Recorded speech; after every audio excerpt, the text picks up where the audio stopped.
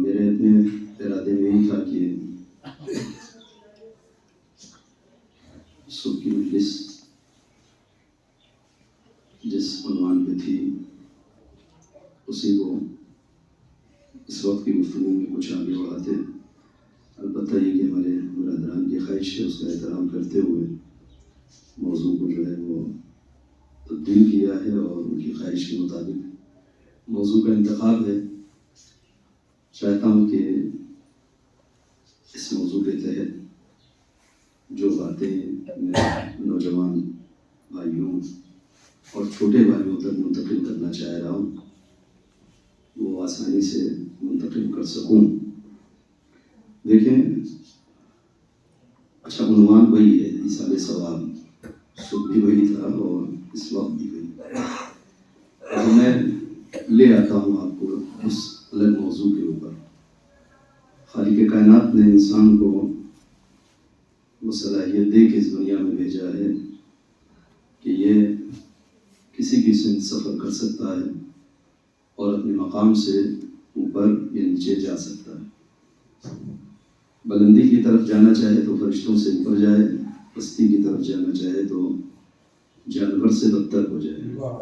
یہ ہر انسان کے اندر صلاحیت ہے اور اسے قرآن مجید نے بیان بھی کیا ہے اور ہم اس سماج اور معاشرے میں دیکھتے بھی رہتے ہیں۔ دوسری کسی مخلوق کے اندر یہ صلاحیت خالق کائنات نے نہیں دی، اسے جس حال میں جس جگہ کے اوپر خلق کر دیا وہ اپنی پوری حیات اسی مقام کے اوپر گزاری۔ کچھ بھی کر لے کوئی جانور، کتنی بھی نیکی کر لے، کتنی بھی وفاداری کر لے، کبھی انسان نہیں بن سکتا اور نہ وہ اپنے مقام سے نیچے جا سکتا ہے، مگر انسان یہ دونوں کام کر سکتا ہے۔ بہت توجہ کریے۔ اور انسان کو درمیان میں مختار بنا کے چھوڑ دیا۔ ان دونوں راستوں میں جس راستے کا انتخاب کرنا چاہو اپنی مرضی سے کر سکتے، کسی راستے کے اوپر تمہیں کوئی زبردستی نہیں لے جائے گا جب تک خود تم چلنا نہ چاہو۔ ہم نے کسی انسان کو تمہارے نفس کے اوپر اختیار دیا ہی نہیں سوائے تمہارے، کیونکہ یہ سفر انسان کو جسمانی اعتبار سے نہیں کرنا ہے، یہ انسان کا سفر روحانی ہے اور نفسانی۔ نفس کمال کی طرف جاتا ہے یا زوال کی طرف آتا ہے، مسئلہ جسمانی نہیں ہے۔ تو ہم نے تمہارے نفس پر تمہارے علاوہ کسی کو اختیار دیا ہی نہیں۔ یہ نفس آگے جائے گا تو تم لے جاؤ گے، نیچے آئے گا تو تم لے آؤ گے۔ کبھی یہ نہیں کہہ سکتے میری بارگاہ میں آ کے کہ فلاں کی وجہ سے میں پستی میں چلا گیا، ہمیں نیچے پہنچا دیا۔ نہیں، اختیار کسی کو نہیں اس دنیا میں، ہمارے نفس کے اوپر میرا اختیار، آپ کے نفس کے اوپر آپ کا اختیار۔ بہت توجہ کریے۔ اور ان دونوں راستوں کو ہم نے بالکل کھلا چھوڑا ہے، اپنی مرضی سے جو جس راستے کا انتخاب کرے کر سکتا ہے۔ اب ایک مسئلہ یہاں سے شروع ہوتا ہے، وہ یہ ہے، بہت توجہ کریے گا۔ اور ایک بات اور شروع ہی میں عرض کر دیں کہ دوپہر کی مجلس میں تو ایک بیریئر تھا، ہے نا، وہ تھی نماز، کہ کتنا بھی آگے جائیں 12:30 سے پہلے تو ادھر ہی آئیں گے۔ اس وقت ایسا کچھ نہیں ہے، تو وہ گفتگو کہیں سے بھی کہیں جا سکتی ہے اگر آپ مطالبہ کریں۔ اس دنیا میں یہ دونوں طرح کے لوگ ہونے چاہیے یا نہیں ہونے چاہیے؟ اگر قرآن نے کہا کہ انسان کو مختار بنائے، چاہے یہ آگے جائے پیچھے آئے، بلندی کی طرف جائے پستی کی طرف جائے، خود جائے گا. ٹھیک ہے؟ تو اس دنیا میں جس میں ہم اور آپ زندگی گزار رہے ہیں، اس میں اگر نگاہ اٹھا کے آپ دیکھیں کہ اب اتنا غور کرنے کی بھی ضرورت نہیں، اتنا عام ہو چکا ہے. یہ جو دوسری قسم ہے پستی والی، اولئک کالانعام بل ھم اضل، انسان جانور ہوتا ہے بلکہ جانور سے زیادہ بدتر ہوتا ہے. اس کی تو مثالیں بھری پڑی اس دنیا میں ہے نا. انسان نما جانوروں کو دیکھا ہے نا بھائی، بلکہ انسان سے زیادہ جانور سے زیادہ بدتر لوگ بھی ہمیں نظر آ رہے ہیں. داعش کی صورت میں دیکھ لیں آپ، جبہت النصرہ کی صورت میں دیکھ لیں آپ. یہ کون لوگ ہیں؟ یہ وہ لوگ ہیں کہ جو صرف جانور نہیں ہیں، جانور سے زیادہ بدتر ہیں. مگر وہ دوسرا رخ کہ جہاں یہ کہا گیا کہ فرشتوں سے اوپر جائے گا، ایسے لوگ ہمیں اس دنیا میں کیوں نظر نہیں آتے؟ اگر یہ دونوں چیز ہے اور اس دنیا میں دو طرح کے لوگ پائے جائیں گے، ایک وہ ہوگا کہ جو فرشتوں سے اوپر جائے گا کمالات کو طے کرتے ہوئے، اور دوسرا وہ ہوگا کہ جو پستی میں جائے گا، جانور سے زیادہ پست ہو جائے گا. تو جانور سے زیادہ پست لوگ تو ہمیں نظر آ رہے ہیں، بلکہ ہر سماج میں نظر آ رہے ہیں، ہر معاشرے میں نظر آ رہے ہیں. اب وہ جانور کیا ہے اور جانور سے زیادہ پست کون ہوتا ہے، یہ پوری بحث ہے، ادھر نہیں جانا چاہ رہا ہوں. مسئلہ میرا صرف یہ ہے کہ وہ دوسری قسم ہمیں سماج میں کیوں نظر نہیں آتی کہ جہاں ہم کہیں کہ نہیں یہ فرشتہ ہے، نہیں بلکہ فرشتوں سے زیادہ بہتر ہے. تو ایسے لوگ بھی تو ہمارے آس پڑوس میں ہونے چاہیے، ہمارے معاشرے میں ہوں، ہماری سوسائٹی میں ہوں، ہمارے سماج میں ہوں. دونوں طرح کے لوگ ہونے چاہیے. ایک طرف کے لوگوں کی بھرمار ہے اور دوسرے طرف کہیں شاد و نادر ہمیں تاریخ میں ڈھونڈنا پڑتا ہے، فلاں صاحب فلاں صاحب فلاں صاحب. یہ دو چار لوگوں کے لیے تو قانون نہیں بنا ہے کہ کوئی سلمان ہو جائے، کوئی ابو ہو جائے، کوئی فلاں ہو جائے، کوئی نصب ہو جائے، بات ختم ہو گئی. اس کے بعد یہ اختیار سب کر لیا خدا نے. اس کے بعد ایسے لوگ کیوں نہیں پیدا ہوتے کہ جن کے بارے میں یہ کہہ سکیں کہ یہ فرشتہ نہیں بلکہ فرشتوں سے زیادہ بلند ہے؟ کیوں؟ بس اسی کیوں پر جواب سوال پڑھے محمد.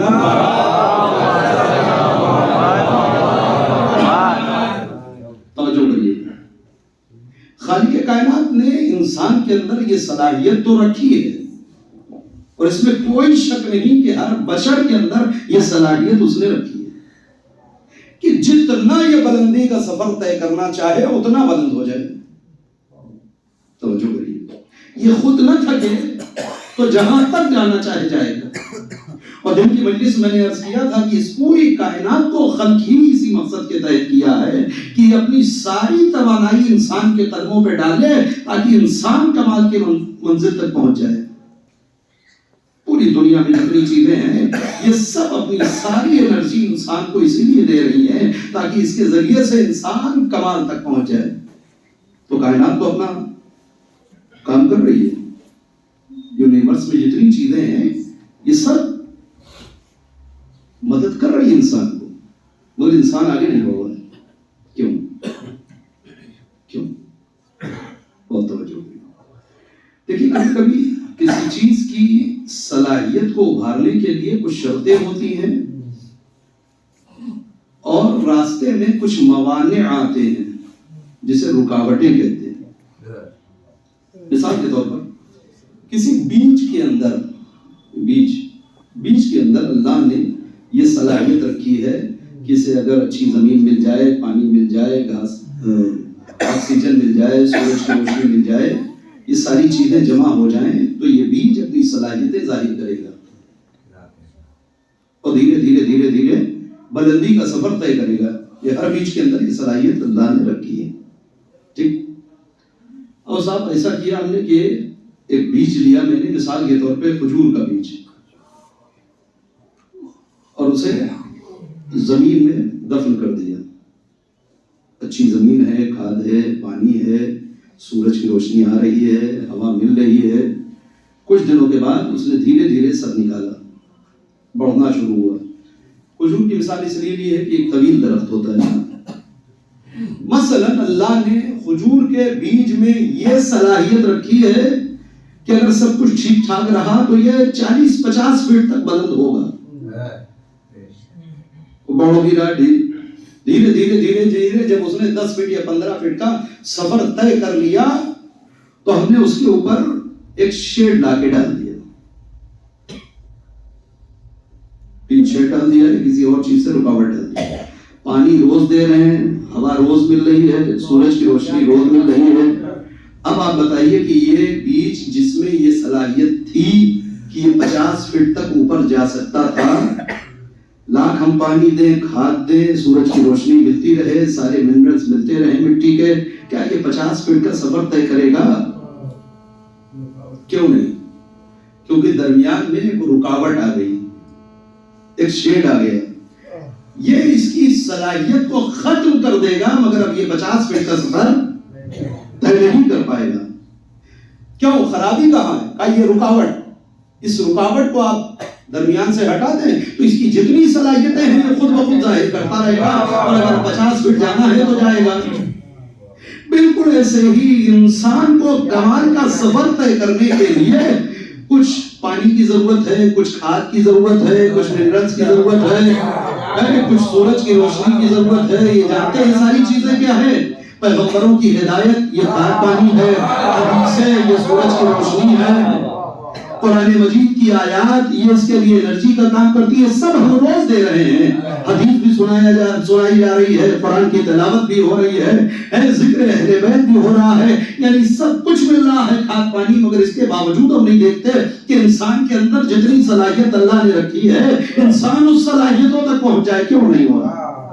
کا مشکل وہی ہے کہ جیسے کھجور کے درخت کے 10-15 فٹ بڑھنے کے بعد اوپر ایک شیڈ آ کر کے رکاوٹ پیدا کر دیتا ہے, ویسے ہی انسان کے اوپر بھی ایک رکاوٹ ہے جس کا نام ہے سماج, جس کا نام ہے معاشرہ, جس کا نام ہے سوسائٹی. یہ سوسائٹی اسے ایک منزل تک لانے تو دیتی ہے مگر اس سے اوپر نہیں جانے دیتی. ایک صلاۃ پڑھیں محمد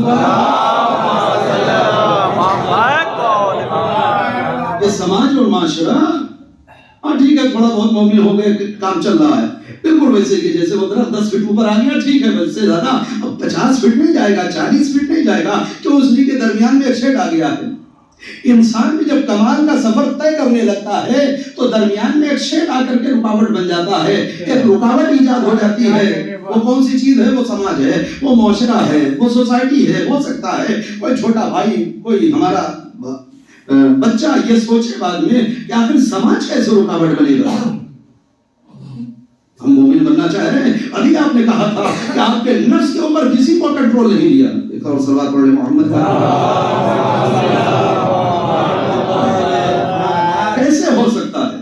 اس کا اگر تجربہ کرنا ہے تو بہترین راستہ یہ ہے کہ اتنے بڑے مجمع میں سے کوئی ایک صاحب اس چیلنج کو ایکسپٹ کر لیں اور وہ چیلنج خود سے کریں کہ میں اپنی زندگی میں ایک دن, صرف ایک دن 24 گھنٹے 100% مومن بن کے دکھاؤں گا.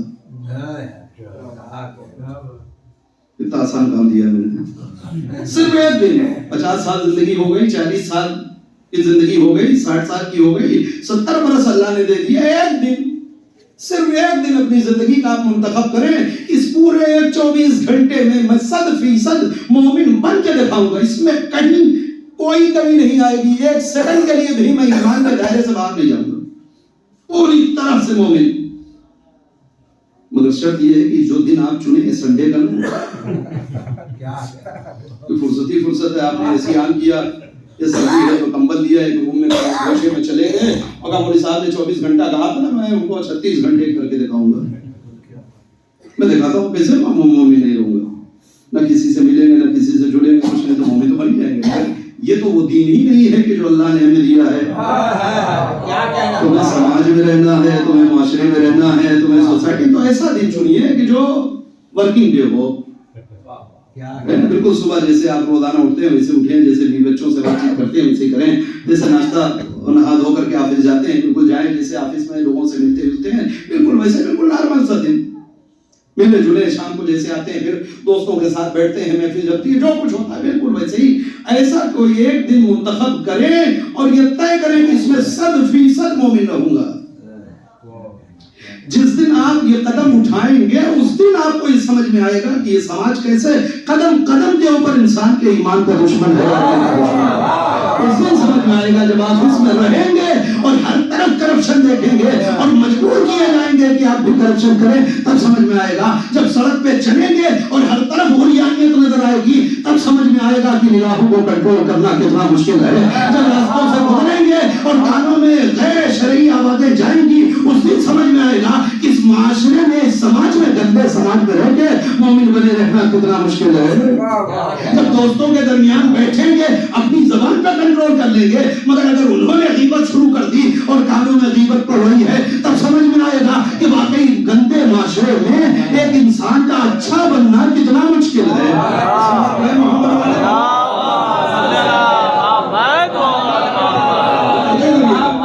بالکل ویسے ہی کہ جیسے اس بیچ کے اندر یہ صلاحیت ہے کہ یہ 40-50 فٹ تک بلند ہو جائے، ویسے ہی ہر نفس میں یہ صلاحیت ہے کہ یہ فرشتوں سے اوپر چلا جائے۔ توجہ کریے گا، یہ فرشتوں سے اوپر چلا جائے، مگر کوئی ایک دو جاتا ہے، باقی لوگ نہیں جا پاتے۔ کیوں؟ اس لیے کہ درمیان میں ایک رکاوٹ ہے، اور وہ ہے سماج، وہ ہے معاشرہ۔ اچھا دین اس کی بھی اجازت نہیں دیتا کہ آپ سماج و معاشرے سے کٹ جائیں اور بوریا بسترا لے کر کے کسی پہاڑ کی چوٹی کے اوپر چلے جائیں۔ نہ رہبانیت کی اجازت دیتا ہے، تمہیں رہنا اسی سماج میں ہے اور اسی سماج میں رہ کر کے اپنی صلاحیتوں کو اجاگر کرنا ہے۔ پروردگار یہ تو بہت مشکل ہے، کہ نہیں اس کے راستے کھولو۔ یہ صلوات پڑھیں محمد اس کے راستے کھولو، یہ صلوات اور پڑھیں محمد۔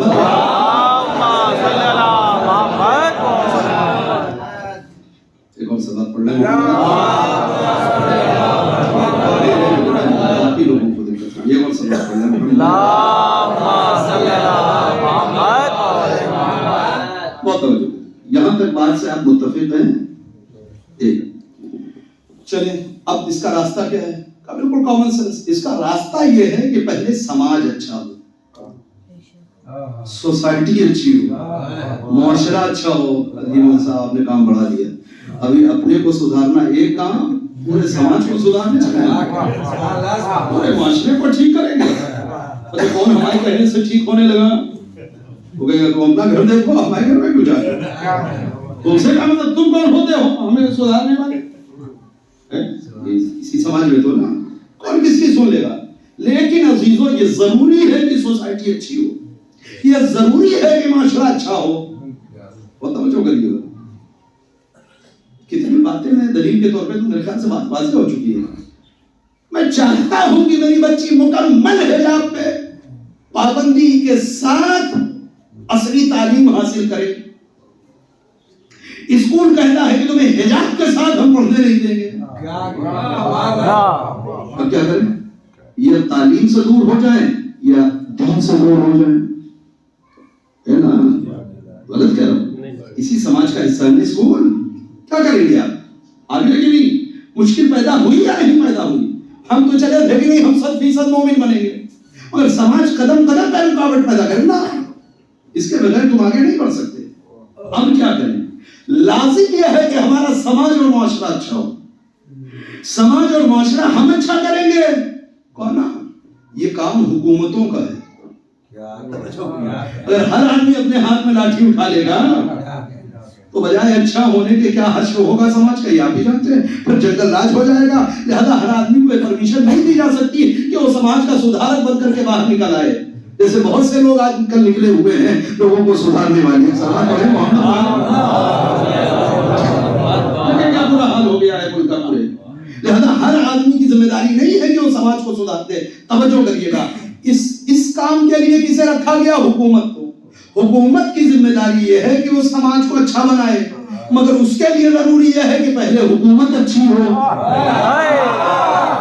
اس کے لیے مشکل یہ ہے کہ پہلے حکومت اچھی ہو۔ جب حکومت اچھی ہوگی تب معاشرہ اچھا ہوگا، تب سماج اچھا ہوگا، تب سوسائٹی اچھی ہوگی۔ جب معاشرہ اور سماج اچھا ہوگا تو لوگ اچھے ہوں گے، تب لوگ اچھے ہوں گے۔ یہیں سے ضرورت دین میں پیدا ہوتی ہے کہ اس دنیا میں بالآخر حکومت کی ضرورت ہے۔ اس دنیا کے نظام میں حکومت کی ضرورت ہے، حاکم کی ضرورت ہے۔ اور جب حاکم کی ضرورت ہے، حکومت کیسے ہوتی ہے؟ دو چیزوں سے، ایک اچھا قانون اور دوسرے اچھا آدمی کی جو قانون کو لاگو کر سکے. دنیا کے کسی ملک میں چلے جائیں آپ, کبھی بھی کوئی اچھا قانون کسی بھی سماج اور سوسائٹی کو اچھا نہیں بنا سکتا. پوری ذمہ داری سے کہہ رہا ہوں. آپ نے کہ نہیں قانون اتنا اچھا بنا دیا گیا کہ سوسائٹی بہت اچھی ہو گئی, ملک بہت ترقی کر گیا, لوگ بہت اچھے ہو گئے. نہیں ہو سکتا, ممکن نہیں ہے. قانون کبھی بھی کسی سماج کو اچھا نہیں بناتا جب تک کہ وہ ہاتھ اچھا نہ ہو جن ہاتھوں سے اس قانون پہ حکومت ہو رہی ہو, اس قانون کی حکومت کو قائم کیا جائے. لہذا ہاتھ اچھا ہونا ضروری ہے. اور اگر آپ تھکے نہیں ہیں تو میں جملہ کہہ رہا ہوں, یہی وجہ ہے شاید کہ قانون کتنا اچھا تم بناؤ گے, اللہ سے اچھا قانون تو نہیں بنا سکتے, خدا سے اچھا قانون تو نہیں بنا سکتے. تو پیغمبر جاتے جاتے یہ کہہ کے جا سکتے تھے کہ اب تمہارے سماج سے میں بالکل مطمئن جا رہا ہوں. کیوں؟ اس لیے کہ اللہ کی کتاب دے کے جا رہا ہوں قانون کی صورت میں. جب قرآن جیسا قانون موجود ہے تو پیغمبر کو کسی فکر کی ضرورت ہی نہیں تھی. مگر پیغمبر تنہا قانون نہیں دے کے جا رہے ہیں. پیغمبر کیا کہہ رہے ہیں؟ انی طالب فیکم الثقل ہے کتاب اللہ و عترتی اہل بیتی. دیکھو میں تمہارے درمیان دو چیزیں چھوڑ رہا ہوں, ایک اللہ کی کتاب, دوسرے میری عترت و اہل بیت. مطلب سمجھے, عترت و اہل بیت کا قانون بھی چاہیے, اچھا ہاتھ بھی چاہیے. اس ہاتھ سے جب یہ قانون نافذ ہوگا تب سماج اچھا ہوگا, تب معاشرہ اچھا ہوگا, تب سوسائٹی اچھی ہوگی. یہاں تک آگے تو اچھا قانون کبھی بھی سماج اور معاشرے کو اچھا نہیں بناتا. لہذا ضروری یہ ہے کہ حاکم اچھا ہو. اب یہاں سے ضرورت پیدا ہوتی ہے کہ حکومت اس زمین پر کون کرے گا؟ کس کی حکومت؟ عام انسان کی. تو اس کے ساتھ مشکل یہی رہے گی کہ غیر معصوم رہے گا, اور جب غیر معصوم رہے گا تو 100% مؤمن تو نہیں ہو سکتا. خود جب مجرم ہوگا تو کسی کو کیسے سدھارے گا, کسی کو کیسے اچھا بنائے گا؟ دیکھیے ہر چیز بلا وجہ اور فضائل کی وجہ سے نہیں ہے. دین میں کچھ چیزیں بربنائے مجبوری ہے, اور یہیں سے ایک مجبوری سامنے آتی ہے کہ کچھ ہستیاں اس دنیا میں ایسی آئیں جو معصوم ہوں. چنانچہ آپ دیکھیں کہ زمین کے اوپر جتنے نبیوں اور رسولوں کو اللہ نے بھیجا, پیغمبروں کو بھیجا, ان کی ایک ذمہ داری رکھی. وہ ذمہ داری کیا تھی؟ ان کی ذمہ داری یہ تھی کہ اگر سماج اور معاشرہ اور سوسائٹی ان کی حکومت کو تسلیم کر لے تو ان کی ذمہ داری ہے کہ زمین پہ حکومت قائم کریں. مگر شرط یہ ہے کہ جو الہی نمائندہ ہوگا وہ تلوار کے زور پہ حکومت نہیں قائم کرے گا, وہ ڈنڈے کے زور پہ حکومت نہیں قائم کرے گا, وہ ووٹنگ کے ذریعے سے حکومت نہیں قائم کرے گا, وہ رشوت کے ذریعے سے حکومت نہیں قائم کرے گا. جب تک سماج اس کی حکومت کو ایکسپٹ نہ کر لے, معاشرہ اس کی حکومت کے لیے تیار نہ ہو جائے, تب تک الہی نمائندہ کبھی حکومت کے لیے نہیں آئے گا. اور جب سماج اور معاشرہ تیار ہو جائے تو آپ تکلف نہ کیجیے گا کہ نہیں صاحب وہ ہم کیا, آپ کی ذمہ داری ہے اچھی حکومت قائم کریں. آپ نے کہا, میں آپ کو ایک آیت سناتا ہوں. بسم اللہ الرحمن الرحیم. لقد ارسلنا رسولنا بالبینات. مجھے یقین ہے اس آیت کو آپ نے دوسرے نکات کے ذیل میں سنا ہوگا, بڑے نقطے اس میں لگائے گئے, بڑی مزے سے پڑھی جاتی. مجھے اصلی فطرے سے کام لینا ہے. لقد ارسلنا رسولنا بالبینات وانزلنا معهم الكتاب والميزان ليقوم الناس بالقسط. ہم نے جتنے نبیوں اور رسولوں کو اس کائنات میں بھیجا, معجزات دیے, بینات دیے, ان کے ساتھ میزان نازل کیا, سب کچھ کیا, کتابیں دی, یہ سب اس لیے تھا ليقوم الناس بالقسط, تاکہ انسانیت عدل کے قیام, عدل کے نفاذ کے لیے قیام کرے. یعنی ایک اچھا معاشرہ ترتیب ہو. کیسے مرتب ہوگا؟ یہ نبیوں کو دیا ہے سارا کچھ, مگر سارے نبیوں نے حکومت کی ہے. چند نبی ہیں کہ جنہوں نے زمین کے اوپر حکومت قائم کی, مثلا جناب سلیمان, مثلا جناب داؤد, مثلا جناب یوسف, مثلا جناب موسیٰ. یہ وہ نبی رہے کہ جو نبی ہونے کے ساتھ ساتھ انہوں نے حکومت کی ہے, حکومت چلائی. توجہ کریے گا. آخر میں ہمارے سرکار حضرت محمد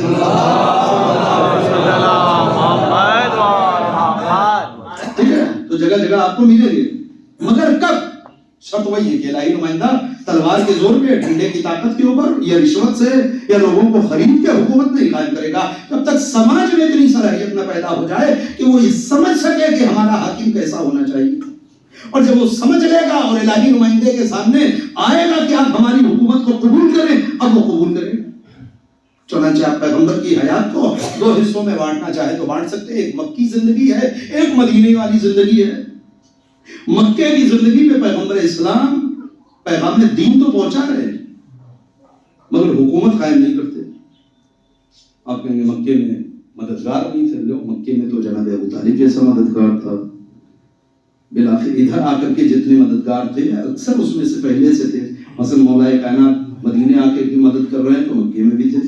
مثلا جناب حمزہ مدینے میں آ کر کے مدد کر رہے ہیں تو مکے میں بھی تھے. مثلا جناب جعفر مکے میں مسلمان ہو چکے تھے. بڑے بڑے بہادر موجود تھے. ڈنڈے کے زور پہ مکے میں بھی حکومت قائم ہو سکتی تھی. اس لیے کہ تاریخ، ایک جملہ کہہ رہا ہوں، عرب کی تاریخ میں جتنے شجاع تھے وہ سب کلمہ پڑھ کے مسلمان ہو چکے تھے. نہیں آپ نے غور کیا، جتنے واقعاً شجاع تھے، پوری ذمہ داری سے کہہ رہا ہوں، وہ سب مسلمان ہو چکے تھے. یہ سارے نام میں نے آپ کو گنائے. ان کے علاوہ تاریخ میں کسی کی شجاعت کا کوئی پتہ آتا نہیں ملتا. جتنے مخالفین تھے ان میں کوئی ایسا تھا ہی نہیں کہ جو ایسے سرماؤں کے سامنے ٹک پاتا. اس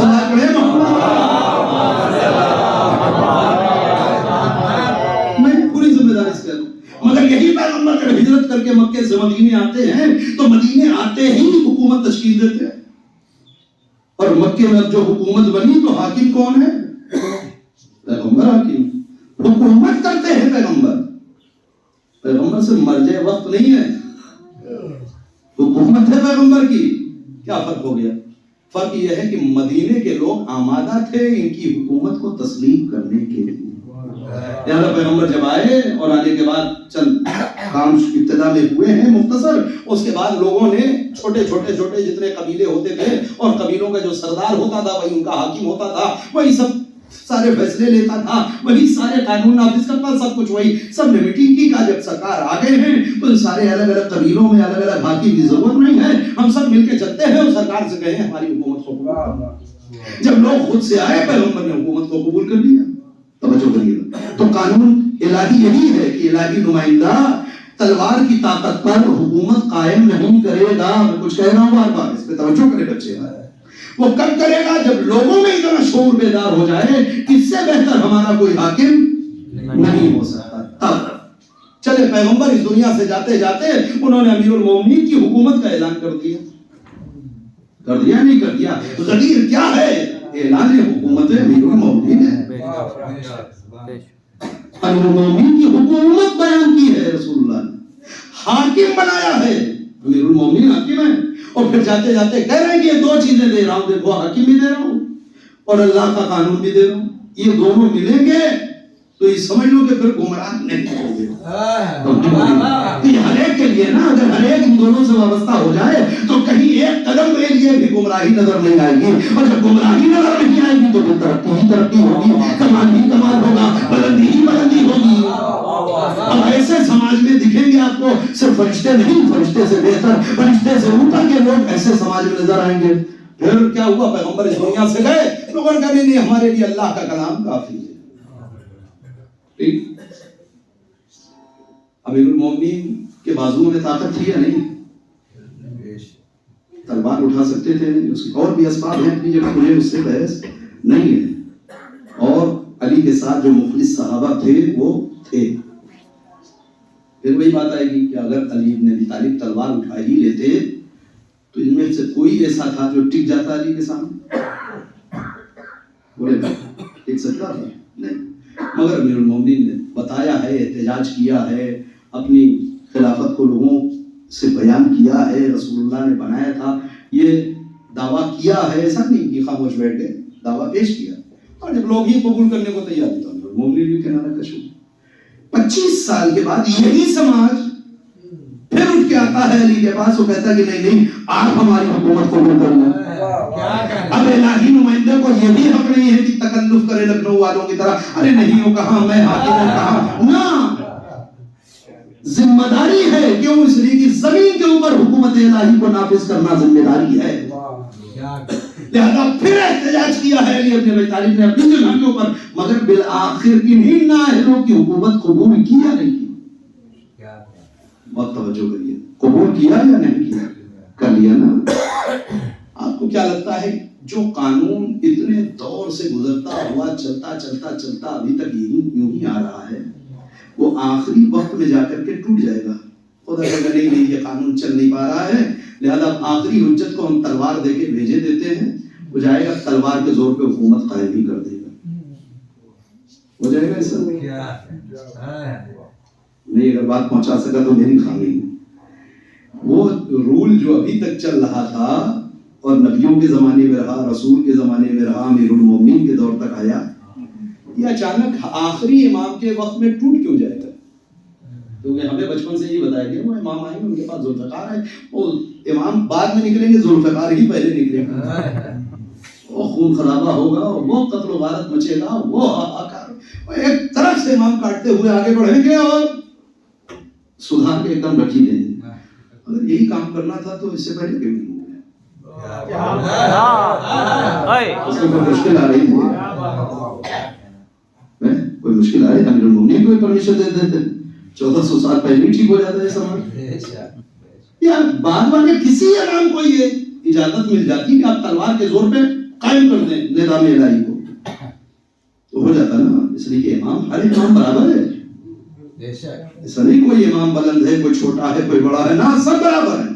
سارے صفات میں سب برابر ہیں، سارے اختیارات میں سب برابر ہیں. جس کو جیسا زمانہ ملا اس اعتبار سے، اس سلوک سے اس امام کو لوگوں نے پہچانا. ورنہ ایسا نہیں ہے کہ چھٹے امام میں صلاحیت کچھ زیادہ تھی اور پانچویں امام میں کچھ کم تھی اور چوتھے امام میں کچھ الگ تھی. نہ، امام میں سب کے سب محمد ہیں. اگر دوسرا ایک سوال، اگر بالآخر بالفرض اللہ نے یہ فیصلہ کر ہی لیا سن 2025 میں یا 26 میں، انشاءاللہ 25 میں، اور خدا نے کہا کہ نہیں ٹھیک ہے اب آپ تشریف لے جائیں اور تلوار کے زور کے اوپر اس پوری دنیا میں عدل کی حکومت کو نافذ کر دیں، نظام عدل قائم کر دیں. نظام عدل یعنی ایک ایسا سماج اور معاشرہ جہاں کوئی کرپشن نہ ہو، جہاں کوئی گناہ نہ ہو، جہاں کوئی خرابی نہ ہو، یہ قائم کر دیں. اور امام آ جائیں. توجہ کیجیے گا، تو جتنے لوگ اس غیبت کے زمانے میں اس دنیا سے اڑ گئے ہیں الاجل اجل الاجل کہتے کہتے، یہ سب کھڑے ہو جائیں گے بارگاہ خدا میں. کہاں پہ؟ میدان محشر میں بھی اور برزخ میں بھی. ہمارے ہی کوئی قصور تھا؟ اگر مجھے اپنی حجت کو ایسے ہی بھیجنا تھا، اسی کی طاقت میں سب کچھ ٹھیک ہونا تھا، تو ہمارے زمانے میں کیوں نہیں بھیجا؟ کوئی جواب ہے اللہ میاں کے پاس؟ سوچ لیں، کوئی جواب ہے؟ یا صرف غیبت ہی کیوں؟ نبی امام کے زمانے والے کھڑے ہو جائیں گے، ہمارے امام کو کیوں نہیں اجازت دی گئی؟ ہم تو تیار تھے، ہم تو امام کے چاہنے والے تھے ہی، اور تو نے روک رکھا تھا کہ نہیں تلوار کی طاقت میں نہیں. 10ویں امام والے کھڑے ہو جائیں گے، ہمارے زمانے کے امام کو کیوں نہیں؟ 11ویں امام والے کے زمانے کے لوگ کھڑے ہو جائیں گے، ہمارے امام ہوگا یا نہیں ہوگا؟ کہیں گے ہم سب کے دل میں یہ خواہش تھی کہ ایک اچھا سماج دیکھیں، ایک اچھے معاشرے میں زندگی گزاریں، مگر تو نے ہمارے زمانے کے امام کو پرمیشن نہیں دی. کوئی جواب ہے؟ نہیں. جواب ایک ہی کہ قانون نہ کل ٹوٹا تھا نہ اب ٹوٹے گا. اس غلط فہمی کو ذہن سے پہلے ہی نکال دیں کہ امام تلوار کے زور پہ آ کر کے کوئی نظام قائم کرنے والے ہیں. پھر کیسے آئیں گے؟ وہی شک جیسے ہم نے یوسف کو حکومت دی تھی، جیسے موسیٰ کو حکومت دی تھی، جیسے سلیمان کو حکومت دی تھی، جیسے داؤد کو حکومت دی تھی، نہیں، جیسے ہم نے اپنے حبیب کو حکومت دی تھی. جب تک سماج کے اندر شعوری اعتبار سے اتنی بلندی نہ آ جائے کہ وہ خود حجت الہی کی حکومت کے لیے تیار ہو، اس وقت تک ہم اپنے حجت کو اجازت ظہور نہیں دیں گے.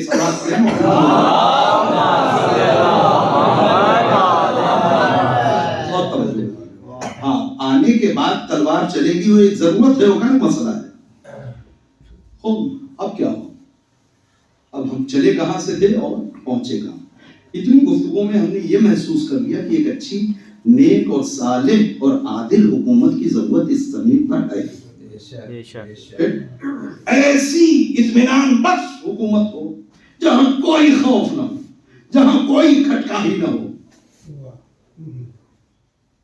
جس سماج میں سب کچھ ملے تالا نہ بکے،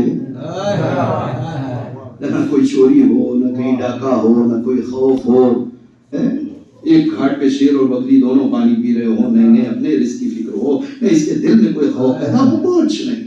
زیور سے لگی ہوئی ساری روایتیں موجود ہیں، توجہ کریے، زیور سے لگی ہوئی سونے چاندی سے کوئی اکیلی خاتون مشرق سے لے کر کے مغرب تک کا اکیلے سفر کرے، اسے کوئی ٹینشن نہ ہو کہ کوئی اس کے اوپر ہاتھ ڈال دے گا، کوئی اس کے زیور کو چھین دے گا، کوئی کچھ ایسا، ایسی پیس، ایسا سکون، ایسا اطمینان اس پوری روح زمین کے اوپر۔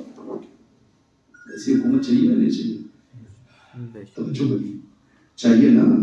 اس کے لیے اب راستہ کیا بچا کہ سماج تیار ہو، اللہ زبردستی اپنے حاکموں کو کسی کے اوپر تھوڑتا، ٹھیک ہے، وَلَن تَجِدَ لِسُنَّتِ اللَّهِ تَبْدِيلًا، اللہ کی سنت تبدیل نہیں ہوتی، اس کا طریقہ کار بدلتا نہیں ہے، تو اس کا طریقہ کار یہی ہے۔ توجہ کریے گا، خوب آگے بڑھتے ہیں۔ اب مسئلہ کیا واقعی پوری دنیا مل کر کے تیار ہو سکتی ہے کبھی؟ پوری دنیا ابھی زمانے کے امام کو جانتی کہاں؟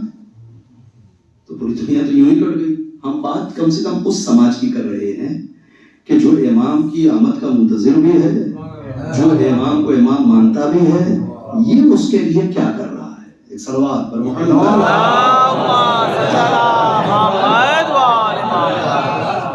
اور توجہ کریے، بات بحث دقیق ہے، مجھے معلوم ہے، مگر میں ایک خلاصہ چاہتا ہوں کہ بچوں کے ذہن میں ایک بات جو ہے وہ کلیئر ہو جائے کہ ابھی ہم کس نگاہ سے اپنے امام کو دیکھتے ہیں، اور شاید مجلس کے بعد نگاہ میں کوئی تبدیلی آ جائے۔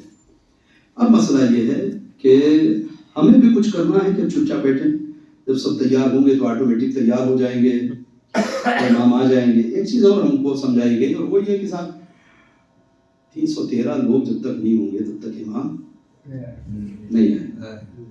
313 جانثار، 313 اصحاب خاص امام، یہ روایت بالکل درست ہے، اس میں کوئی شک نہیں۔ یہ کہہ دیجیے تو یہ 313 کس کوالٹی والے چاہیے؟ اچھا، جتنے لوگ علماء مخالف ہیں ان کے لیے یہ روایت بڑا سہارا بنتی ہے۔ ہاں، میں نے خود سنا، کہاں سے سنا؟ لوگ منہ پہ کہتے ہیں، منہ گھما کے صحیح کہیں صحیح، مگر منہ پہ کہتے ہیں، سنتے ہیں، طنز کرتے ہیں، ارے صاحب اتنے بڑے بڑے مہاراجے بیٹھے ہیں، اتنے بڑے بڑے مجتہدین، سب مجتہد بن رہے، 313 ہی نہیں پورے ہو رہے ہیں۔ کہنے دے علماء ہیں، مجتہدین ہیں، سینکڑوں کی تعداد میں، یہ سب دکھاوے کے ہیں۔ اس کا مطلب امام کو ان کے اوپر بھروسہ نہیں ہے کہ امام آ جائیں، گردن کٹانے والے نہیں ہیں لوگ امام کے لیے، جان دینے والے نہیں ہیں امام کے لیے، اب تک تو آ جاتے ہیں۔ 313 کون سا بڑا فکر ہے بھائی؟ بات تو سمجھ میں آتی ہے، آپ کے بھی آتی ہے۔ 313 ہوں گے تو امام آئیں گے، یہ صحیح ہے، اور ابھی تک نہیں آئے اس کا مطلب 313 نہیں ہے، یہ بھی صحیح ہے۔ دونوں صحیح ہے نا؟ اب میں ایک سوال کر رہا ہوں، جواب دیجیے گا، فیصلہ ہو جائے گا۔ یہ بتائیے کہ سیریا میں جناب زینب کے روزے کی حفاظت میں کتنے لوگ مارے ہوئے؟ بہت توجہ، پریکٹیکلی گفتگو کر رہا ہوں۔ بالکل دین یہ کہتا ہی نہیں کہ آنکھ بند کر کے کوئی چیز مان لو۔ سیدہ زینب کے روزے کی اور حرم کی حفاظت کرتے ہوئے کتنے لوگ اب تک مر چکے ہیں؟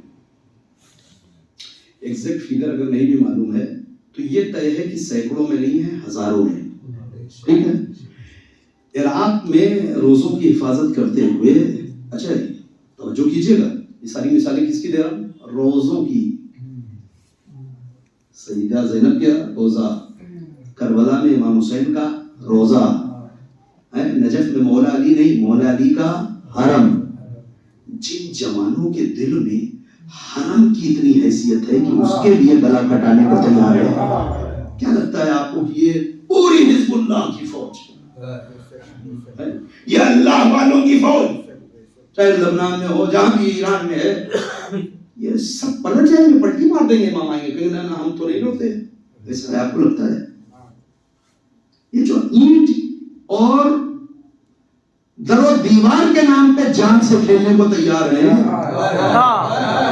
وہ جو آخری حجت ظہور کرے گی، کہے گی مجھے نصرت کی ضرورت ہے، یہ سب تلوار پھینک کے بھاگ جائیں گے.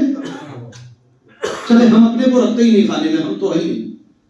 چلو ان کی بات کریں کہ جو صبح شام قربانی دے رہے ہیں، وہ اگر نہیں یقین آتا تو جن افراد نے زیارتیں کی ہیں ان سے پوچھیں. خاص طور سے سیریا میں جن لوگوں نے زیارت کی ہے وہاں جائیں.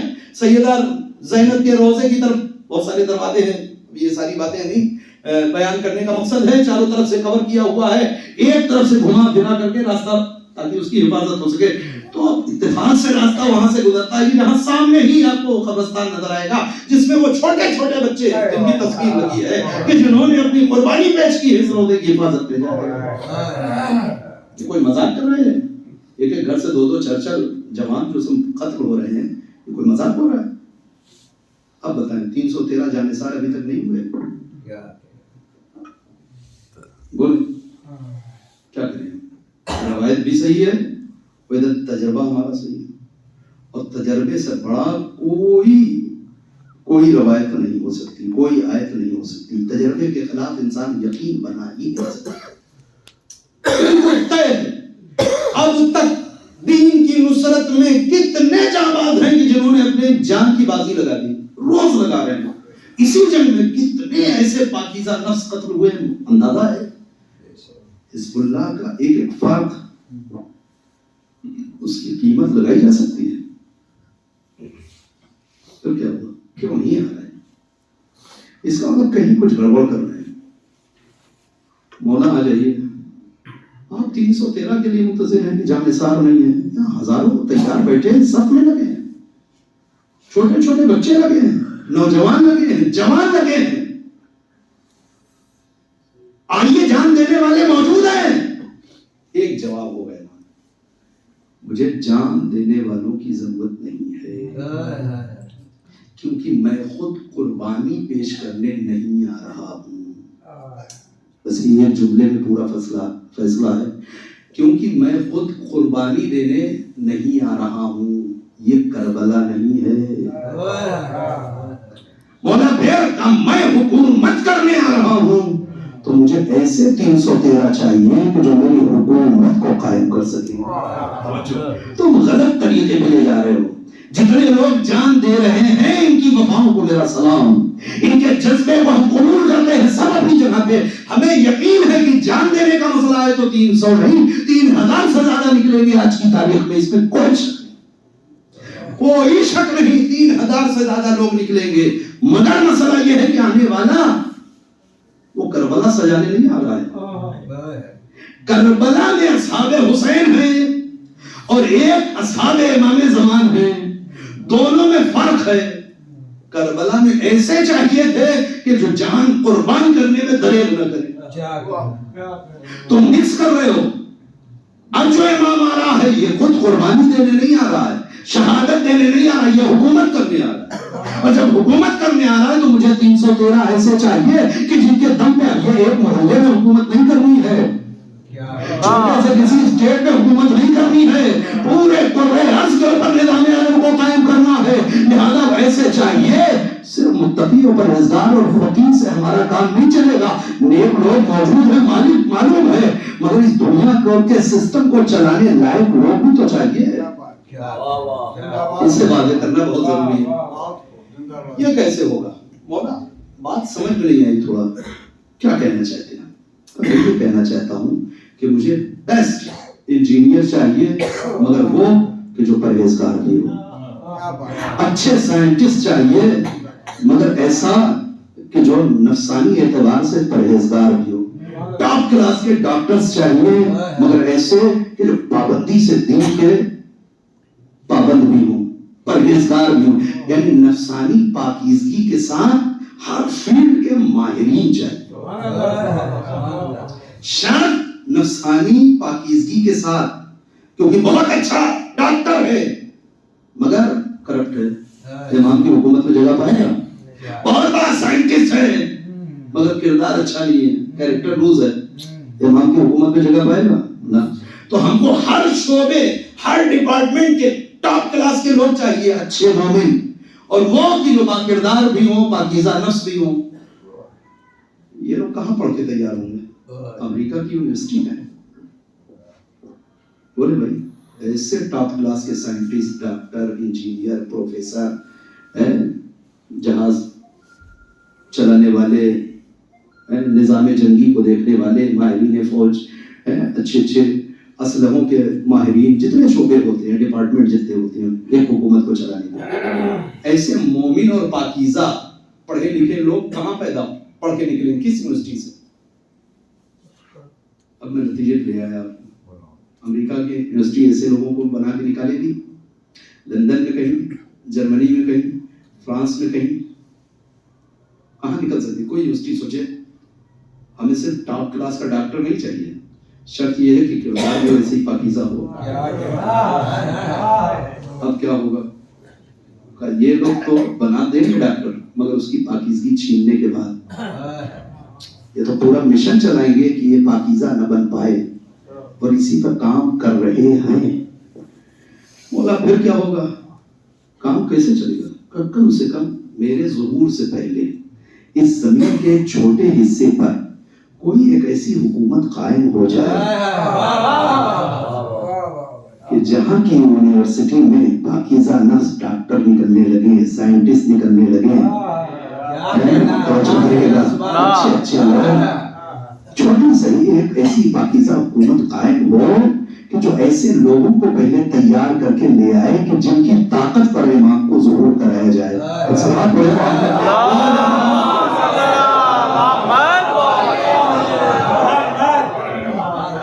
اگر کوئی اور راستہ آپ کے پاس ہوگا، اس پوری تقریر میں جتنی ٹرننگ پوائنٹ میں نے لیے ہیں ابھی بتائیں، کل بتائیں، دوپہر تک ہوں، جب ذہن میں آ جائے کہ مولانا آپ نے یہ راستہ بتایا، اس کو اگر ہٹایا جائے تو یہ بھی ایک راستہ ہو سکتا ہے، مجھے ٹیلی فون پہ بتائیے گا، بہت توجہ کریے گا اگر کوئی راستہ بچتا ہو.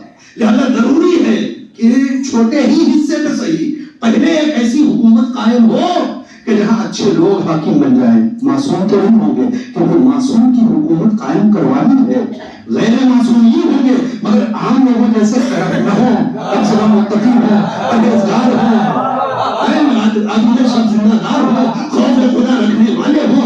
ایسے لوگوں کے ہاتھوں میں حکومت آئے، وہ اپنی توانائی بھر اس علاقے کے نظام کو اچھا بنائیں، اچھا اسکول، اچھے کالج، اچھی لائبریریاں، اچھی یونیورسٹیاں بنائیں، حجاب کے ساتھ، نماز کے ساتھ، تربیت کے ساتھ، قرآن مجید کے ساتھ، درس اخلاق کے ساتھ، احکام و دین و شریعت کی پابندی کے ساتھ اچھے اچھے اسٹوڈنٹ پڑھا کے نکالیں.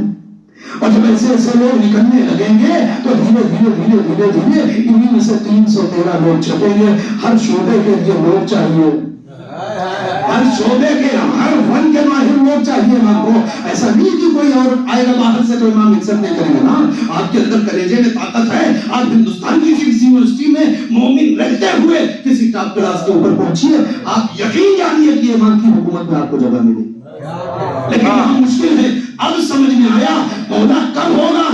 غور سے دیکھو کہیں وہ تو نہیں چکا. غور سے دیکھو جس دنیا میں تم جی رہے ہو اسی کے کسی ٹکڑے پہ ایسی حکومت بن تو نہیں چکی جہاں کے انجینئروں کو خاموشی سے مارا جا رہا ہے، جہاں کے سائنٹسٹوں کو خاموشی سے قتل کیا جا رہا ہے، کہ اس کے دشمن بھی سمجھ رہا ہے کہ یہ اپنی تیاری میں لگے ہیں.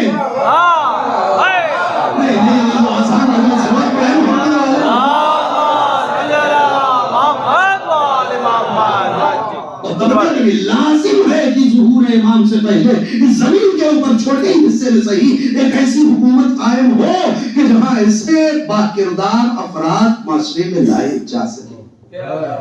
صرف باکردار لوگوں کی طاقت پر حکومت نہیں چلتی.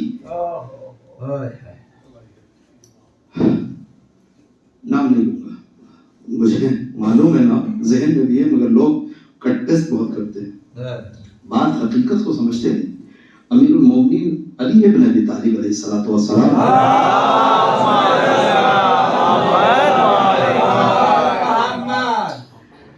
امام اپنی حکومت میں کیسے حکومت کر رہے تھے؟ ہر جگہ امام تھے، پھر کوفے میں امام تھے، الگ الگ صوبوں میں گورنر تھے. گورنر بنے نا امام نے. امام علی کو اسی سماج سے اٹھانا ہے لوگوں کو، بھیا تم وہاں گورنر بن جاؤ، وہاں والا بہت گڑبڑی کر رہا ہے، اسے معذور کرو، ہٹاؤ، تو اسے ہٹاؤ تو پھر دوسرا کہاں سے آئے گا؟ اسی معاشرے سے نا۔ بظاہر دیکھنے میں ٹھیک ٹھاک لگا، اسے بھیج دیا، کچھ سمجھا بجھا دیا، موٹی موٹی باتیں، ایسے حکومت چلانا ہو گیا، ابھی تک ٹھیک تھا، جب حکومت ملی تو کرپٹ ہو گیا۔ امام علی نے خود بنایا، خود معزول کر دیا، اب کیا ہو؟ چلیے یہ تو وہ ہے کہ جو کردار کے اعتبار سے خراب ہے، اور یہی خرابی تھی کہ علی کی اتنی بڑی حکومت سمٹتے سمٹتے سمٹتے سمٹتے سمٹتے سمٹتے امام کہتے ہیں کوفہ بچائے لے دے کے اب کیا کریں؟ کیا کریں گے؟ کیسے حکومت ہو؟ جنگ کریں نا۔ ایک عظیم ترین صحابی امام کے، با کردار صحابی، ایسا صحابی جس سے امام علی درد دل سنایا کرتے تھے، جسے راز کی باتیں بتاتے تھے، جسے حامل اسرار علی ہے، چھوٹے سے علاقے کی حکومت گورنری دی تھی، کہا تم اسے سنبھالو۔ علی کو آدمی چاہیے نا بھائی، قوت بازو چاہیے حکومت کے لیے۔ ایک چھوٹا سا غلط فیصلہ پورا علاقہ علی کا چلا گیا، کرپٹ نہیں تھے، مگر حکومت چلانا ایک الگ فن ہے، وہ فن نہیں آتا تھا۔ ممبر کے نیچے اتریے، میں نام پتا سب بتا دوں گا، ریکارڈ نہ ہو رہا ہوتا تو ابھی بتا دیتا۔ اس سوال پڑھنے محمد والے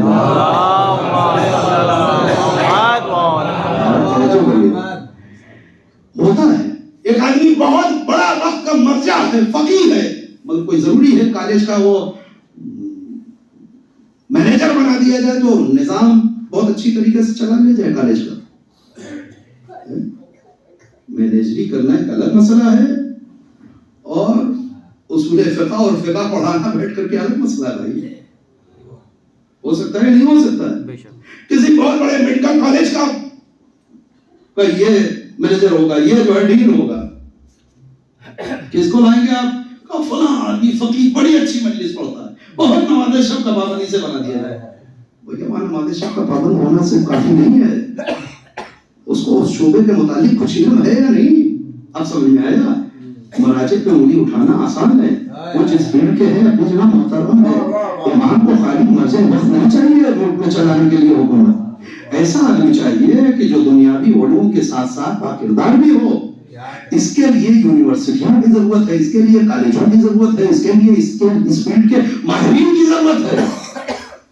یہ کب ہوگا؟ آپ محلے میں بیٹھ کر کے اچھی اچھی میزائل بنا لیں گے، اچھے اچھے ہتھیار بنائیں گے، دنیا کسی ملک میں کسی محلے میں بیٹھ کے بنائیں گے؟ ضروری ہے کہ زمین کے کسی چھوٹے حصے پہ آپ کی اپنی حکومت پہلے ہو، ہے نا؟ اور یہی حکومت وجہ بنے گی اس عالمی حکومت کی، یہ حکومت سبب بنے گی اس عالمی حکومت کی۔ اور یہ ہوتا ہے عزیزوں، یہ ہوتا ہے کہ ایک نظام ہے، اللہ نہ اچانک دنیا کو تاریک کرتا ہے اور نہ اچانک دنیا کو روشن کرتا ہے۔ ختم گفتگو ہے نا؟ یہ روز صبح شام یہ تجربہ کرتے ہیں نا۔ ابھی آپ سوئچ آف کریں، اچانک پورا ہال تاریک ہو جائے گا، اور پھر اٹھ کر کے سوئچ آن کر دیں، اچانک روشنی ہو جائے گی۔ تو اللہ نے بھی اس سسٹم پہ کچھ نہیں بنا سکتے تھے؟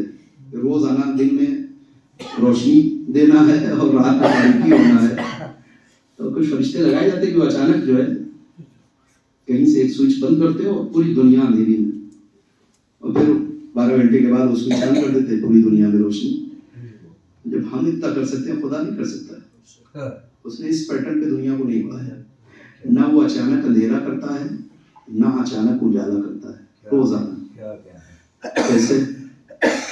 سورج غروب ہونے کا وقت آپ کے ملک شہر میں کیا ہے آج کا؟ دیکھ لیجئے گا، مثلا کل کا کیا ہے؟ سورج نکلنے کا وقت آپ دیکھیے کہ جو وقت لکھا، مثال کے طور پہ میں اپنے یہاں پہ بتا دوں، مثلا جونپور میں طلوع آفتاب، سورج نکلنے کا جو وقت ہے مثال کے طور پر، وہ 6:45 سے صبح کا 6:45 بجے سورج نکلے گا۔ میں بالکل ایکوریٹ کھڑی لے کر کے کھڑا ہوں، 6:45 پہ ہی روشنی ہوگی، ایسا ہے؟ سورج نکلنے سے پہلے تھوڑا تھوڑا روشنی پھیلنا شروع ہوتی ہے۔ سورج غروب کتنے بجے ہوگا؟ مثلا 6:30 بجے، 5:30 بجے، جونپور میں. تو کیا 5:30 ہی بجے جیسے ہی سورج غروب ہوا بالکل اندھیرا ہو جاتا ہے دنیا میں. اس کے بعد بھی 10 منٹ 12 منٹ 15 منٹ تک تھوڑی لائٹ رہتی ہے, دھیرے دھیرے دھیرے دھیرے دھیرے دھیرے اندھیرے کی طرف جاتی ہے. ایسے ہی صبح میں سورج نکلنے سے پہلے 15 منٹ پہلے آپ کو دھوکا ہو جائے گا کہ کہیں سورج نکل تو نہیں آیا, اتنی روشنی پھیل جائے. تو جب سورج نکلے ہی نہیں تو روشنی کیسے, اور ادھر جب سورج ڈوب گیا تو شام کو روشنی کیسے. یہ نظام ہے ہمارا. ہم نہ اکیلے لوگوں کو اندھیرا, نہ اچانک اندھیرے میں لے جاتے ہیں, نہ اچانک اجالے میں لاتے ہیں. سورج ڈوبنے کے بعد بھی تھوڑی تھوڑی روشنی باقی رکھتے ہیں. لفظ بدل دیں, ہم سورج کو اچانک غیبت میں نہیں لے جاتے. غیبت کبریٰ میں لے جانے سے پہلے اس کو غیبت صغریٰ سے گزارتے ہیں.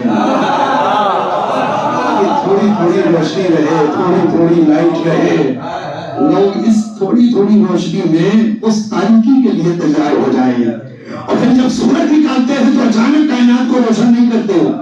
سورج کے ظہور سے پہلے کائنات میں تھوڑی تھوڑی لائٹ پھیلاتے ہیں, تھوڑا تھوڑا روشنی پھیلاتے ہیں. یہی روشنی بتاتی ہے سورج نکلنے والا ہے.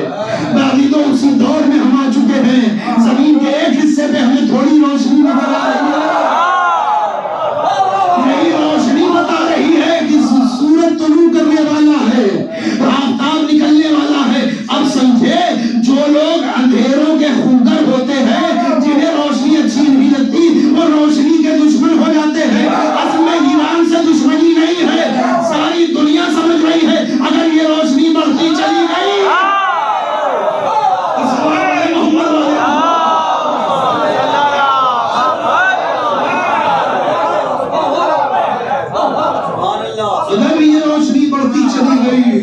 تو کہیں سورج نہ نکل آئے.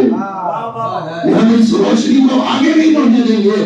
روزانہ کوئی سائنٹسٹ ٹاپ کلاس کا خاموشی سے قتل کر دیا جاتا ہے. یہ امریکہ و اسرائیل کو ان کے سائنٹسٹ مارنے کی اتنی خوشی کیوں ہو رہی ہے؟ اور ٹاپ کلاس انجینئر ماہر جو ہوتا ہے وہ ٹارگیٹ کلنگ میں ختم کر دیا جاتا ہے. پتہ ہی نہیں چلتا کون ہے کہ جو چاہ رہا ہے کہ یہ روشنی آگے نہ بڑھے. آنکھ کھولے, اس دنیا میں ہم رہتے ہیں. مومن کو بصیر ہونا چاہیے, مومن کو عمیق دیکھنا چاہیے. مومن اتنا سادہ مزاج نہیں ہو سکتا امیر المومنین ہے کہ جو دنیا دکھائے گا وہی دیکھے. مومن کو آنکھیں کھولنی چاہیے. دیکھیں ہم کہاں پہنچ چکے ہیں. اور آپ یقین جانیے عزیزو, آپ یقین جانیے کہ اس موڑ پہ دنیا آ چکی ہے. بہت کچھ کہنے کو وقت ختم ہو رہا ہے. اس موڑ پہ آ چکی ہے کہ جہاں دنیا اپنی ساری توانائی خرچ کر دے, بلکہ خرچ کر رہی ہے کسی طرح سے اس روشنی کو گل کر دیا جائے. جب ہم نے پوری دنیا میں اندھیرا مچا رکھا ہے تو یہاں روشنی کیوں ہے؟ جب ہم نے پوری دنیا کو بد کردار بنا رکھا ہے تو حسن کو کردار کیوں ہے؟ تو پوری دنیا میں خرابی پھیلا رکھی ہے تو یہاں اچھائی کیوں بن رہی ہے؟ لہٰذا ہم اس روشنی کو ڈھونڈنے نہیں دیں گے. مگر اب اس موڑ تک ہم پہنچ چکے ہیں کہ اب ساری توانائیاں خرچ ہو جائیں گی, مگر اس روشنی کو گل نہیں کیا جا سکتا. انشاءاللہ وہ وقت قریب ہے کہ جو وعدہ خدا نے مومنین سے کیا ہے وہ پورا ہو کے رہے گا. اب ترجمہ کرنے جا رہا ہوں. خدا کہتا ہے وعد اللہ الذین آمنوا منکم وعملوا الصالحات, یہ اللہ کا وعدہ ہے تم میں سے جو صاحبان ایمان ہیں ان سے, وعملوا الصالحات, اور نیک عمل کرنے والوں سے. یعنی صرف زبانی مومن سے اللہ کا وعدہ نہیں ہے, بلکہ اس مومن سے ہے کہ جو مومن بھی ہے باعمل بھی ہے. لَأَسْتَخْلَفَنَّهُمْ فِي الْأَرْضِ, کہ ہم ان لوگوں کو اس زمین پہ حکومت دے کے رہیں گے. ہم دے کے رہیں گے. ہم دے کے رہیں گے تو کون روکنے والا ہے؟ كَمَا اسْتَخْلَفَ الَّذِينَ مِن قَبْلِهِمْ, جیسا کہ تم سے پہلے والوں کو حکومت دیا تھا, یعنی جس طریقے پہ انہیں حکومت دیا تھا اسی طرح کو دیں گے. تو پوری دنیا نہ صحیح ایک سماج, ایک معاشرہ, کچھ لوگ تو اس دنیا کے ایسے ہوں گے کہ جو واقعی تیار ہوں گے ظہور کے لیے. مولا آپ بالکل سب کچھ تیار مکمل ہے. اب آئیے, جان دینے والوں کی ضرورت ہزاروں میں موجود, حکومت چلانے والوں کی ضرورت ہزاروں میں موجود, نظام کو سنبھالنے والوں کی ضرورت ہزاروں میں موجود. مولا آپ آئے, کچھ کمی رہ جائے گی تو آپ کے وجود کی برکت سے دور ہو جائے گی. آپ کے وجود کی برکت سے دور کر دے گا.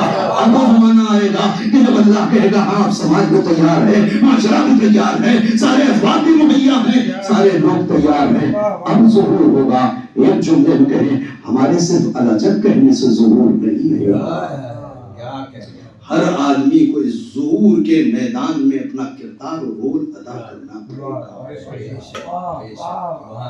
زیادہ کوئی سمجھے کہ صرف بچے کو مولوی بنا کے امام کا ناصر بنا دیں گے, دھوکے میں ہے. بہترین مفسر قرآن ہو کر کے یہ امام کے ناصرین میں شامل ہو جائے گا, دھوکے میں ہے. ہاں امام کو اچھے پڑھے لکھے لوگ بھی چاہیے, کیونکہ پھر یونیورسٹیاں بھی چلنی ہے, کالج بھی چلنے ہیں, اسکول بھی چلنے ہیں, تو یہ سارے لوگ اس فیلڈ میں کام آئیں گے. مگر پہلے حکومت چلانے کے لیے جتنے ارکان چاہیے ایسے ماہرین لوگ چاہیے. آپ یقین جانیے اگر یہ بات صبح ذہن میں آئی ہوتی ہے, برادر نے کہہ دیا ہوتا یہ موضوع, تو میں جب دن میں شروع کرتا تب رات میں بات مکمل ہوتی. لیکن بالآخر کسی حد تک میں نے چاہا کہ بات پہنچ جائے. ہم خود آمادہ ہوں امام کے ظہور کی. آپ یقین جانیں ہم منتظر ہوں یا نہ ہوں, ہم زبانی ہی صحیح کہتے ہیں اور واقعی زبانی ہی ہے. نہ کوئی تڑپ ہے, نہ کوئی بے قراری ہے, نہ کوئی درد ہے کوئی درد. ٹرینڈ ایک طریقہ ہے, نماز کے بعد تھوڑا سا جھکیں گے, ہاتھ پھیلائیں گے, اللہم اجل ولیک الفرج مثلا. ٹھیک ہے, دعا کریں, اس کی تاکید ہے, خود امام نے کہا ہے تاکید کرو. لیکن کوئی بے قراری نہیں, کوئی درد نہیں, کوئی تڑپ نہیں ہے. اس جدائی کا کوئی درد ہے, اس فرقت کا کوئی اثر ہے ہماری زندگی پہ؟ کیونکہ ہم اس دنیا کے نظام میں رچ بس گئے.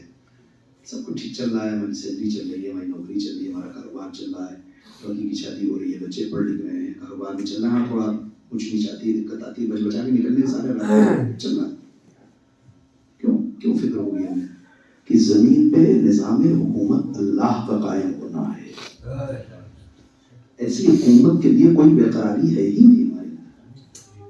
ہم نے امام کو رکھا وہ اپنی حاجتیں پوری کرنے کے لیے. یقین مانیے کچھ کڑوی باتیں ہیں کہ جو جس سے میں بچنا چاہ رہا تھا وہ بالآخر آئی. کوئی درد ہے نہیں, درد ہے قطعاً کوئی درد ہے, کیونکہ سارا سسٹم چل رہا ہے, زندگی لائف گزر رہی ہے, تو ہم اسی میں گزارنے میں لگے ہیں. ہاں کبھی یاد آیا تھا, ٹھیک ہے. کسی کہتے ہیں انتظار کہتے ہیں,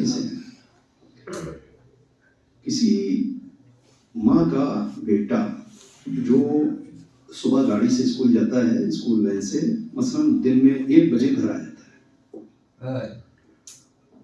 کسی دن اس کا بچہ 1:30 بجے تک گھر نہ پہنچے, 1:30 بجے تک. اب جا کے آپ ذرا اس ماں کو دیکھیے, آپ کو سمجھ میں آئے گا انتظار کہتے کسے.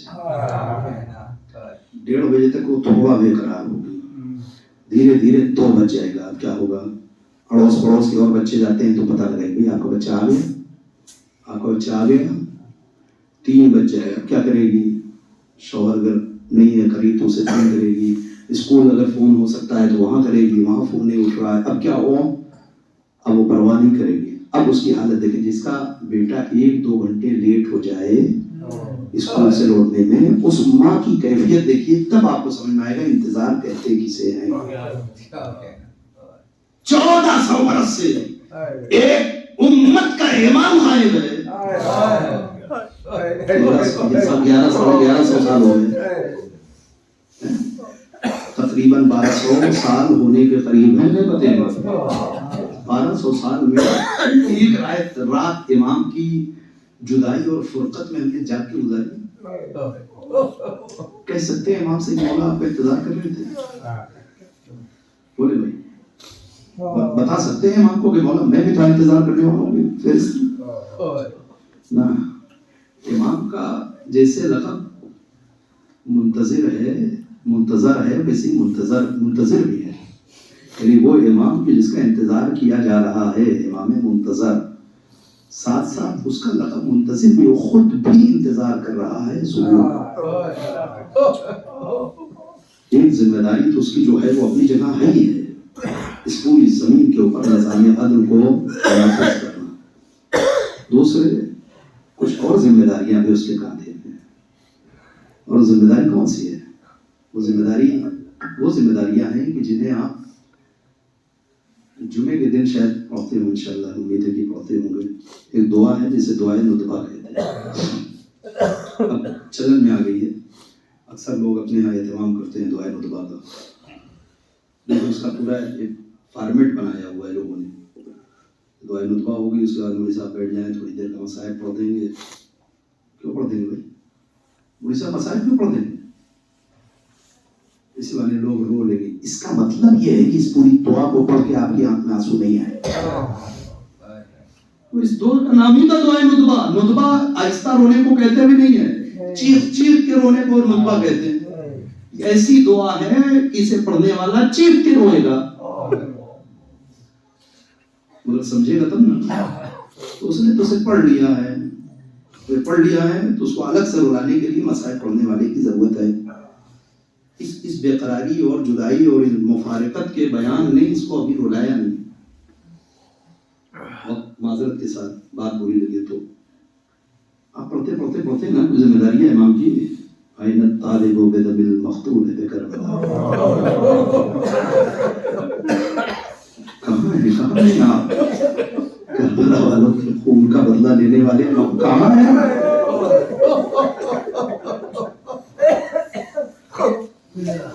بہت توجہ کریں.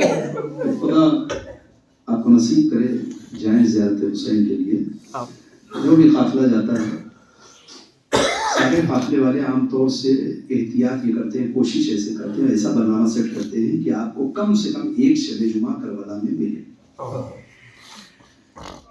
توجہ تقریباً سبھی یہ کوشش کرتے ہیں کہ ایسا ان کا سیٹ اپ کریں کہ کربلا میں 3-4 دن میں جمعرات ضرور پڑ جائے، شب جمعہ ضرور آپ کو مل جائے. تو جب شب جمعہ مل جائے گی کربلا میں تو انشاءاللہ صبح جمعہ بھی مل جائے. کبھی جانا ہو تو صبح جمعہ نکل جائیں اور دیکھیں حرم امام حسین میں نماز صبح کے کچھ دیر کے بعد وہاں سے دعائے نطبہ شروع ہوتی ہے. یہ آپ کو عجیب بات بتا، اس کو کریے گا ضرور. ٹھیک ہے. اچھا طریقہ بھی یہی ہے کہ فوراً نماز کے بعد نہیں بلکہ 1-2 گھنٹہ گزارنے کے بعد اصل وقت ہے دعائے نطبہ کا. کیوں ایسا ہے بھی سن لیں. اس لیے ہے کیونکہ ہم سے جو وعدہ کیا گیا ہے امام کے آنے کا وہ روز جمعہ بعد نماز فجر. امام کے ظہور کا جو وقت ہے وہ دن ہے وہ کون سا ہے؟ جمعے کا دن ہے اور نماز صبح کے بعد کا وقت ہے. تو ابھی تو نماز صبح ختم ہوئی ہے، ابھی اس کو گریہ نہیں آئے گا. ابھی امید ہوگی شاید آ جائیں شاید آ جائیں شاید آ جائیں. دھیرے دھیرے جب 1-2 گھنٹہ گزر جائے گا تب یہ یقین ہوگا کہ اس جمعہ بھی امام اب بے قراری پڑے گی. اب بے قراری پڑے گی تو اب یہ دعا پڑے گی. ٹھیک ہے. تو انشاءاللہ آپ جائیں کربلا تو یہ دعا ہوتی ہے حرم امام حسین سے اور پورے کربلا میں پوچھتے ہیں. کچھ نہ کریں آپ حرم میں نہ جائیں، نماز پڑھ کے حرم سے نکل آئے اور دعائے نطبہ کے وقت درمیان میں دونوں روزوں کے درمیان بین الحرمین کہیں خاموشی سے بیٹھ جائیں. اور جب دعائے نطبہ شروع ہو تو سنیں آپ کیا سما ہوگا. کربلا ہوگا، حسین کا روزہ ہوگا اور اس روزے سے ایک آواز گونجے گی اے طالب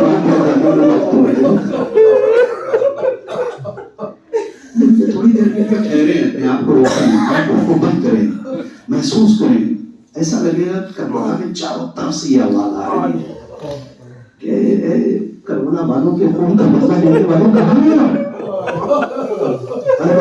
جائیں گے فکر کی وادی میں تو بہت سی آوازیں سنائی دیں گی. کہیں سے لگے گا کوئی 6 ماہ کا بچہ پکار رہا ہے، کہیں سے آواز لگے گی کہیں 18 برس کا جوان پہنچ رہا ہے، کہیں کبھی لگے گا کوئی 32 برس کا جوان پہنچ رہا ہے. ہر طرف سے ایک آواز آ رہی کہاں ہیں آپ؟ ہمارے خون کا بدلہ لینے والے کہاں ہیں آپ؟ اور اب تو اس صف میں بہت طویل قطار جو چکی ہے کربلا کے بعد سے لے کر کے آج تک ائمہ کے زمانے میں، معصومین کے زمانے میں، غیبت کے زمانے میں، ہمارے زمانے میں جتنے لوگ شیعت کی جرم میں شہید و قتل کیے گئے ہیں. مثلا آخری زمانے میں آج کل پارا چنار کے شہداء پکار رہے ہوں گے ہمارے خون کا بدلہ لینے والوں کا، لبنان کے شہداء پکار رہے ہوں گے ہمارے خون کا بدلہ لینے والوں کا، غزہ کے مظلوم پکار رہے ہوں گے ہمارے خون کا بدلہ لینے والے کا. تو جسے اتنے مظلوم پکار رہے ہو کیا وہ خود اپنے زور کے لیے بے چین ہوگا؟ ختم گفتگو عزیزو. ایک روایت مجلس تمام کہتے ہیں کہ امام سے منسوب ایک زیارت نامہ بھی ہمارے پاس ایک زیارت ہے جسے زیارت ناہیہ کہتے ہیں، پڑھتے اور سنتے رہتے ہیں. اس میں امام کا ایک فقرہ ہے اور وہ فقرہ کیا ہے؟ بس وعدے کے مطابق گفتگو تمام کر دی میں نے. فقرہ یہ ہے کہ امام فرماتے ہیں کہ میرے جتنے مظلوم میں آپ پہ صبح روتا ہوں شام روتا ہوں، اور جب میرے روتے روتے آنسو خشک ہو جاتے ہیں تو میں آپ پہ خون کے آنسو روتا ہوں. کربلا والوں کے لیے امام کیا کہتے ہیں؟ میں آپ پہ خون کے آنسو روتا ہوں. چھوٹا سا ایک واقعہ ہے، ایک عالم دین گزرے ہیں ایران میں، بہت اچھے خطیب بھی تھے، نام تھا ملا علی سلطان. انہوں نے جب یہ واقعہ امام سے منسوب پڑھا یا سنا تو ان کو شک ہوا کیا واقعی ایسا بھی ہو سکتا ہے کوئی آدمی خون کے آنسو روئے؟ یہ کہیں کوئی مبالغے میں تو بات نہیں کی گئی ہے، یا کسی نے اپنی طرف سے امام کے نام سے جوڑ تو نہیں دیا، منسوب کر دیا وہ امام کے نام سے؟ امام نے نہ کہا. بہت تحقیق کیا، تلاش کیا، ان سے پوچھے ان سے پوچھے، کسی نتیجے پہ نہیں پہنچ رہے تھے. کیا واقعی امام زمان نے جملہ کہا ہے یا نہیں کہا ہے؟ کیا کیا جائے، کیا کیا جائے؟ آخر میں ایک راستہ سمجھ میں کیوں بہترین راستہ امام ہی سے پوچھا جائے. عمل شروع کیا، امام سے ملاقات. بہت سارے عمل ہیں آپ جانتے ہیں. بالآخر انہوں نے عمل شروع کیا کہ امام سے ملاقات ہو تو پوچھے مولا کیا واقعی آپ نے یہ فرمایا ہے کہ کربلا والوں کی مصیبت پہ میں خون کے آنسو روتا ہوں؟ کہتے بالآخر وہ وقت آیا جب خواب میں امام سے ملاقات ہوئی. امام نے پوچھا ملا علی سلطان کیوں ملنا چاہتے ہو؟ اور کچھ نہیں، اپنے کسی ذاتی کام کے لیے نہیں، نہ کاروبار، نہ اولاد، نہ بچوں کی کامیابی، نہ گھر بار دولت، کچھ نہیں. ایک جملہ سنا ہے آپ کے نام سے منسوب ہے اور کہ آپ نے جملہ کہا ہے اور آپ کا عالم کی بدلت ہے. امام نے سر جھکا لیا، کہا ملا سلطان علی شک نہ کرو، یہ جملہ میں نے ہی کہا ہے. میں واقعی خون کے آنسو روتا ہوں. بہت آہستہ آہستہ میں لے چل رہا ہوں، توجہ کریے. مولا علی سلطان کہتے ہیں کہ میں نے کہا مولا بس آپ نے کہہ دیا مجھے یقین ہو گیا، اگر آپ ہی کہتے ہیں تو واقعی خون کے آنسو روتے ہو. خون کے آنسو رونا یعنی آنکھوں سے بجائے اشک کے بجائے پانی کے خون کے قطرات ٹپکنا. توجہ کریے. کہتے کہ میں نے سر جھکا لیا کہ مطلب امام نے میری طرف رخ کیا اور پوچھا اچھا چلو یہ بتاؤ تمہیں کیا لگتا ہے کربلا کی کون سی ایسی مصیبت ہوگی جس پہ میں خون کے آنسو روتا ہوں؟ ذرا بتاؤ. ملا سلطان علی ہے اور زمانے کا امام ہے. ملا سلطان علی کہتے ہیں کہ امام نے ایسا سوال کر دیا کہ میں نے پوری کربلا پہ نگاہ ڈالی کہ سب سے بڑی مصیبت کون ہو سکتی ہے. میں اپنی اعتبار سے ایک ایک مصیبت بیان کرنے لگا. مثلا میں نے کہا مولا شاید جب آپ اچھا ایک جملہ اور یاد رہے کہ ہم مسائل سنتے ہیں، امام مسائل سنتے نہیں ہیں، امام دیکھتے ہیں. امام کے لیے نہ کوئی ماضی ہے نہ کوئی مستقبل ہے. جیسے ہم ہاتھ دیکھتے ہیں ویسے امام ہر زمانے کو دیکھتا ہے. اے مولا سلطان علی کہتے مولا شاید جب آپ کی نگاہ پڑتی ہوگی اس منظر پہ کہ کیسے بوڑھا باپ اپنے جوان کی لاش اٹھتی نہیں ہے. شاید امام کی اس غربت پہ آپ کو خون کے آنسو رونا پڑتا ہو. امام نے کہا کہ نہیں یہ بہت بڑی مصیبت کربلا کی مگر میں اس میں خون کے آنسو نہیں روتا. مولا سلطان علی نے منظر بدل دیا. اچھا مولا تو پھر مجھے یقین ہے جب آپ دیکھتے ہوں گے کیسے ایک 57 برس کا بوڑھا باپ اپنے چھوٹے ماں کے بچے کے لیے لوگوں کے سامنے پانی کے لیے ہاتھوں میں پھیلائے ہے. شاید حسین کی یہ غربت آپ کو خون کے آنسو رولاتی ہو. امام نے کہا بہت بڑی مصیبت کربلا کی مگر اس میں بھی خون کے آنسو نہیں روتا. لیکن بتاتے ہیں شاید جب آپ دیکھتے ہوں گے کیسے بوڑھا بھائی اپنے جوان بھائی کی لاش پہ آیا ہے، شام قلم ہو گئے ہیں، شاید یہ منظر آپ کو خون کے آنسو رولاتا ہو.